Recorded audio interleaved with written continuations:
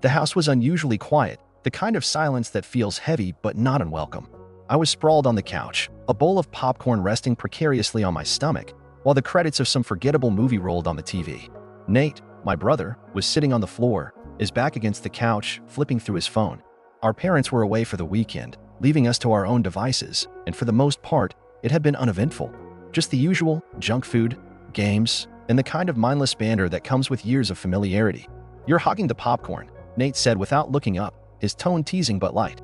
I tossed a kernel at his head. "You're the one who said you didn't want any. That was an hour ago. People change, you know." He turned his head just enough to glance at me, a smirk tugging at the corner of his mouth. His eyes caught the dim light from the TV, and for a second, I hesitated. Something about the way he looked at me felt different, like there was a question hidden behind his words. Or maybe I was imagining it. We'd always been close, but in that moment, the air between us felt charged, like the calm before a storm. I shifted uncomfortably, suddenly hyper-aware of how close he was. The back of his shoulder brushed against my knee, and I felt a jolt, a spark that I couldn't quite explain. I pulled my legs up, tucking them underneath me, and forced a laugh. "Fine, take it." I was getting bored of it anyway. He reached up without looking, his fingers grazing mine as he took the bowl. The touch lingered a heartbeat too long, and I felt my breath catch. "What's going on?" I thought, my heart pounding in my chest. This wasn't like us. We weren't the kind of siblings who overthought casual touches. And yet, there I was, overthinking it. The next few hours passed in a blur. We played a few rounds of Mario Kart, trash-talked each other mercilessly, and argued over what to order for dinner. But there was an undercurrent of something I couldn't quite put my finger on. Every time our hands brushed, every time our eyes met, it felt like the room was shrinking, like we were the only two people in the world. Later that night, we were back on the couch, a blanket draped over both of us as we scrolled through Netflix, trying to find something to watch. Nate was closer this time, his shoulder pressed against mine, and I could feel the warmth of his body seeping into mine. My heart was racing again, and I couldn't tell if it was the proximity or something else entirely. "Why are you so tense?" he asked suddenly, his voice low and soft. I froze, my fingers hovering over the remote. "I'm not tense." "Yeah, you are. You've been weird all day." He turned to look at me, his expression unreadable. "What's going on?" I swallowed hard, my throat suddenly dry. "What's going on?" I wanted to scream the question back at him, but instead, I just shook my head. "Nothing. Just tired, I guess." He didn't believe me, I could tell. His eyes searched mine, and for a moment, I thought he might say something more. But then he looked away, and the tension in the room seemed to dissipate, leaving me both relieved and disappointed. We finally settled on a movie, but I couldn't focus. Every time he shifted, every time he laughed at something on the screen, I was hyper-aware of his presence. And then, halfway through the movie, it happened. He reached over to grab the remote, his hand accidentally brushing against mine, and this time, neither of us pulled away. Our fingers tangled together, and for a moment, the world seemed to stop. I could hear my heartbeat in my ears, feel the heat of his skin against mine. I glanced at him, and he was already looking at me, his eyes dark and unreadable. There was a question in his gaze, one I didn't know how to answer. And then, before I could think, before I could stop myself, I leaned in. It wasn't a conscious decision, more like a reflex, like the pull of a magnet. "This is wrong," a voice whispered in the back of my mind, but I ignored it. My lips brushed against his, barely a touch, and then he was kissing me back, his hand cupping my face like I was something precious. The kiss was soft at first, tentative, but it didn't stay that way. It deepened, becoming something else entirely, something that left me breathless and dizzy. My hands found their way to his chest, and I could feel the steady beat of his heart beneath my fingertips. "What are we doing?" I thought, but I didn't pull away. I couldn't. When we finally broke apart, neither of us spoke. The room was silent except for the sound of our breathing, heavy and uneven. Nate's eyes searched mine, and I could see the same conflict in his gaze that I felt in my chest. Guilt, desire, confusion, it was all there, swirling together in a messy, chaotic storm. I started, but he cut me off. "Don't," he whispered, his voice rough. "Just don't." I nodded, not trusting myself to speak. We sat there for what felt like an eternity, the weight of what had just happened hanging heavy in the air between us. I didn't know what this meant, what it would do to us, but one thing was clear. Things between us would never be the same again. The silence between us stretched, thick and unyielding. Nate's hand still rested lightly on my arm, the warmth of his touch seeping into my skin, a reminder of what had just happened. I could feel my heart pounding, the rhythm erratic and loud in my ears. My thoughts were a jumble, a storm of emotions I couldn't begin to untangle. What had we just done? Nate was the first to move, pulling his hand away slowly, as if he wasn't sure he wanted to let go. He leaned back against the couch, his eyes fixed on the blank TV screen in front of us. I stole a glance at him, noticing the way his jaw clenched, the tension in his shoulders. He looked the way I felt, torn, unsure, and maybe a little scared. He started, then stopped, running a hand through his hair. His voice was quiet, hesitant. We should probably just forget that happened. I nodded, but the word forget felt wrong, like a lie neither of us believed. I couldn't forget. Not the way his lips had felt against mine, not the way my body had responded, not the way something inside me had shifted, like a door opening to a room I'd never dared to enter. Yeah, I said, my voice barely above a whisper. Forget it. But we didn't.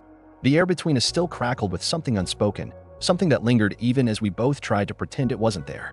We sat in silence for a while, the distance between us growing wider even though we were still so close. I wanted to say something, anything, to break the tension, but the words stuck in my throat. Eventually, Nate stood up, his movement stiff and deliberate. "I'm going to bed," he said, not looking at me. "It's late." "Okay," I replied, my voice small. I watched him walk away, his figure disappearing down the hallway, and felt a pang of something I couldn't quite name. Loneliness? Regret? Guilt? Maybe all of the above. When I finally went to bed, I lay awake for what felt like hours, staring at the ceiling. My mind kept replaying the kiss, the way Nate had looked at me, the way my body had reacted.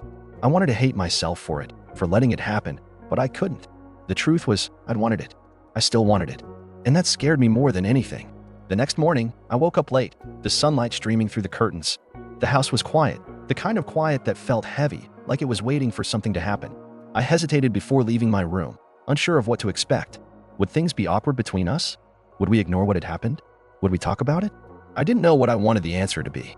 I found Nate in the kitchen, making coffee. He glanced up when I walked in, his expression unreadable. "Morning," he said, his voice neutral. "Morning," I replied, my voice equally guarded. I hovered in the doorway, unsure of what to do or say. The silence between us felt different now, charged with something I couldn't quite put into words. Nate poured a cup of coffee and slid it across the counter to me without a word. I took it, our fingers brushing briefly, and felt a jolt of electricity run through me. I didn't know if he felt it too, but the way he quickly pulled his hand back made me think he did. We stood there in silence for a while, sipping our coffee, the tension between us growing with each passing second. I could feel my heart starting to race again, my palms getting sweaty. This is ridiculous, I thought. We can't just stand here like this. "Nate," I started, but he cut me off again, his voice tight. "Don't," he said, his eyes meeting mine for the first time that morning. There was something in his gaze, something raw and vulnerable that made my breath catch. "Just don't, okay? Not right now." I nodded, swallowing the words I'd been about to say. I didn't know what I'd been going to say anyway. "Sorry," I mumbled, looking down at my coffee. He sighed, running a hand through his hair. "It's fine," he said, his voice softer now. We need to figure this out. But not now." I nodded again, feeling a strange mix of relief and disappointment. We didn't talk about it for the rest of the morning, but the tension between us didn't go away. It was there, simmering just beneath the surface, every time we looked at each other, every time our hands brushed, every time we stood too close. We spent the day trying to act normal, but it was a losing battle. We played a game of cards, but neither of us was really paying attention. We watched a movie, but I couldn't tell you what it was about. Every little thing felt heightened, like the world had suddenly become more intense, more vivid, and I couldn't escape it. By the time evening rolled around, the tension was unbearable. We were sitting on the couch again, just like the night before, but this time, the air between us felt electric, like a storm about to break. I could feel Nate's presence beside me, so close and yet so far away. I wanted to reach out, to touch him, to say something, but I didn't know how. Then, suddenly, he turned to me, his eyes dark and intense. "We can't keep pretending like nothing happened," he said, his voice low and rough. I felt my breath catch, my heart starting to race. "I know," I whispered, my voice trembling. He reached out, his hand brushing against mine, and I felt a shiver run through me. "I've been trying to ignore it," he said, his voice barely above a whisper. "But I can't. I can't." I looked at him, my chest aching with the weight of everything I was feeling. "Me neither," I admitted, my voice breaking. He moved closer, his eyes searching mine, and I felt a surge of something I couldn't name. Desire? Fear? Hope? Whatever it was overwhelming, all-consuming. And then, before I could think, before I could stop myself, I leaned in, closing the distance between us. This kiss was different from the one before. It was slower, softer, but no less intense. It felt like a confession, like a release, like something we'd both been holding back for far too long. I could feel the tension between us melting away, replaced by something deeper, something more real. When we finally pulled apart, neither of us spoke. We just looked at each other, our breaths mingling, our hearts pounding in unison. I could see the conflict in his eyes, the same conflict I felt in my chest, but there was something else there too. Something that made my stomach flip. Something that made me want to hold on to this moment forever. "We need to talk," he said finally, his voice rough but gentle. "About what this means. About what we're doing." I nodded, my throat tight. "I know," I whispered. "But not now. Not yet." He hesitated, then nodded, his hand still resting lightly on mine. "Not yet," he agreed, his voice barely above a whisper. We sat there in silence for a while, our hands intertwined, the weight of what had just happened settling over us. I didn't know what this meant, what it would do to us, but one thing was clear: things between us would never be the same again. And maybe, just maybe, that wasn't such a bad thing.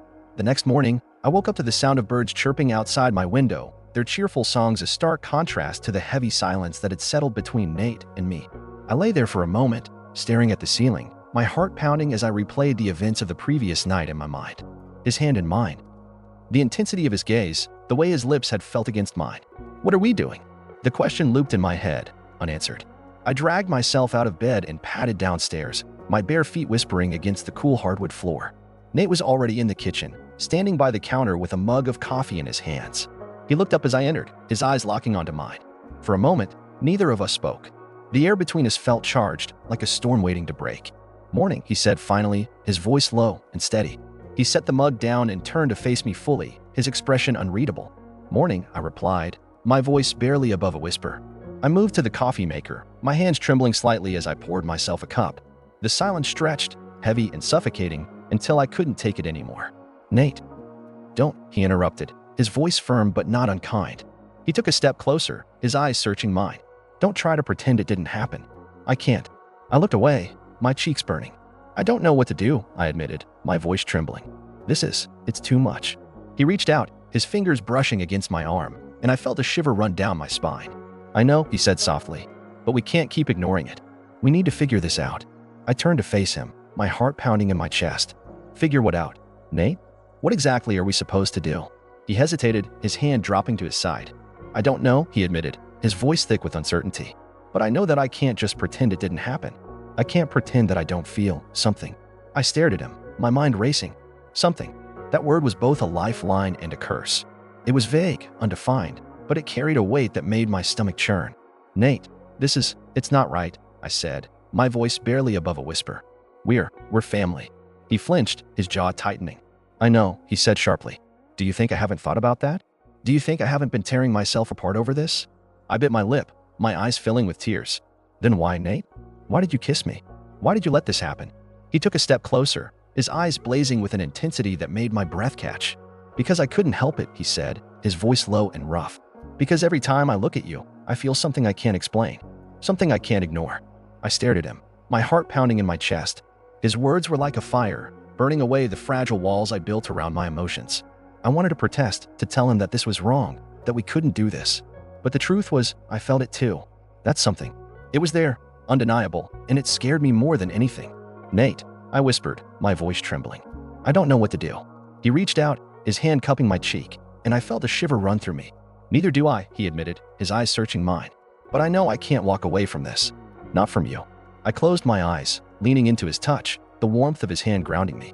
"This is going to change everything," I said softly. "I know," he replied, his voice barely above a whisper. "But maybe that's not such a bad thing." I opened my eyes, meeting his gaze, and for the first time, I felt a flicker of hope. Maybe we could navigate this. Maybe we could find a way to make this work. But the fear was still there, lurking in the back of my mind, a constant reminder of the risks we were taking. The sound of a car pulling into the driveway broke the moment, and we both tensed. Our parents were home.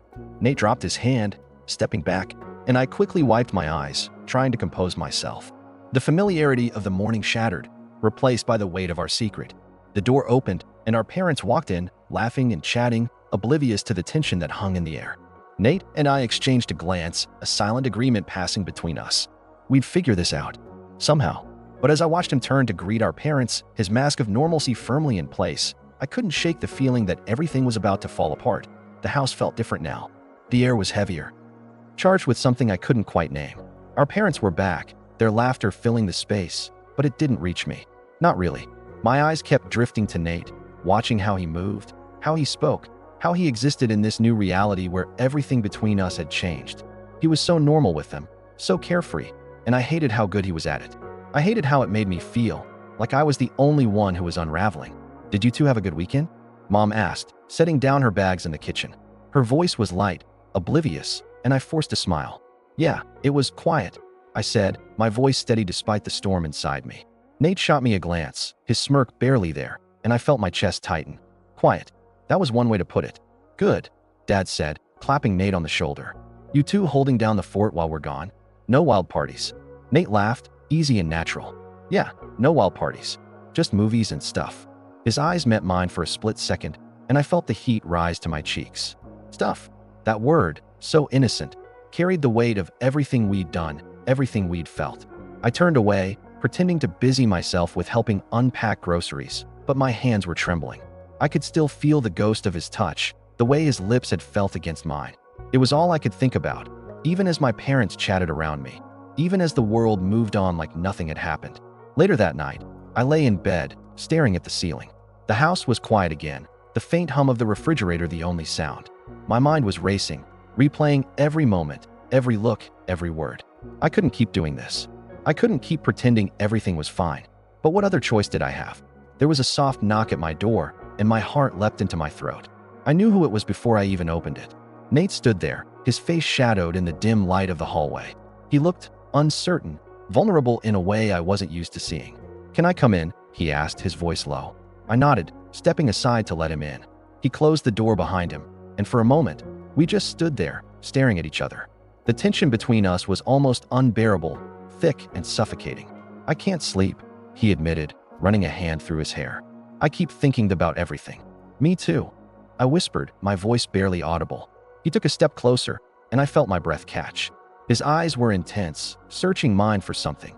For answers, for understanding, for something. I didn't know what to give him. "What are we doing, Name?"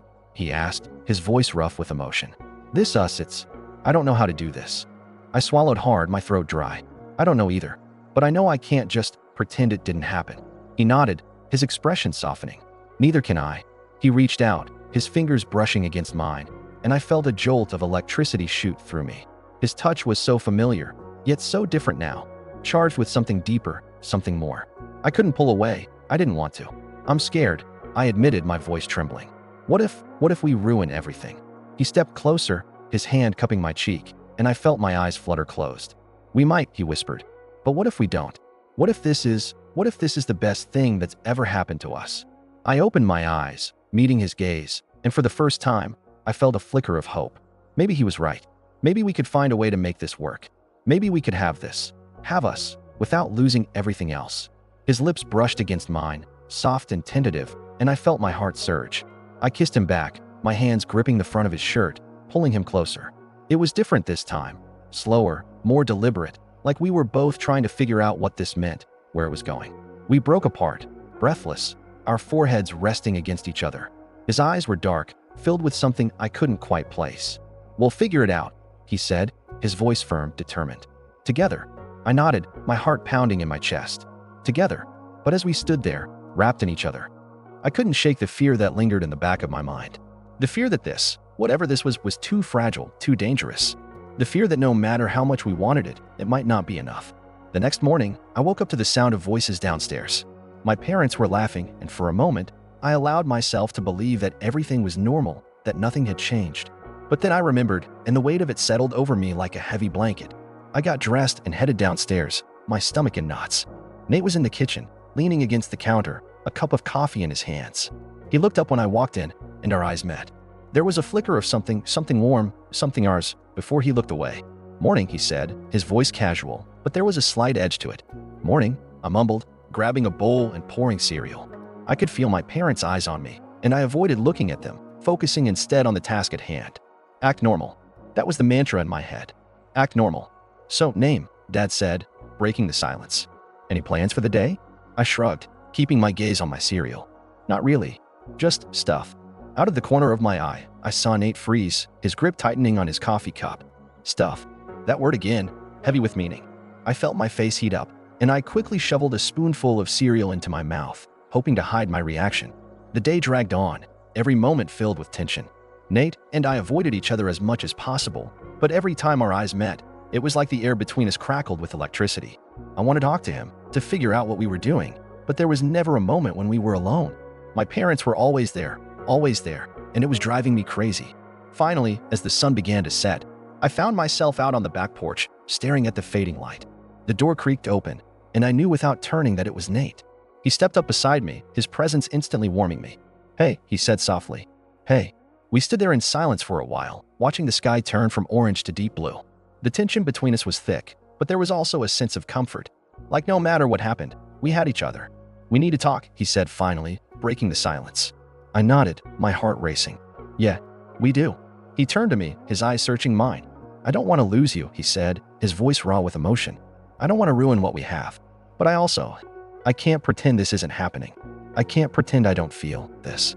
I felt my breath catch, my chest tightening. "I don't want to lose you either," I whispered. "But I'm scared. I'm so scared, Nate." He reached out, his hand brushing against mine, and I felt a surge of warmth. "We'll figure it out," he said, his voice steady. "One step at a time. Together." I nodded, tears prickling at the corners of my eyes. One step at a time. He pulled me into his arms, and I felt myself melt into him. His embrace was familiar, safe, but there was something new there too, something deeper, something more. It scared me, but it also gave me hope. Because no matter what happened, we had each other. And maybe, just maybe, that would be enough. But as we stood there, wrapped in each other, I couldn't shake the fear that lingered in the back of my mind. The fear that this, whatever this was too fragile, too dangerous. The fear that no matter how much we wanted it, it might not be enough.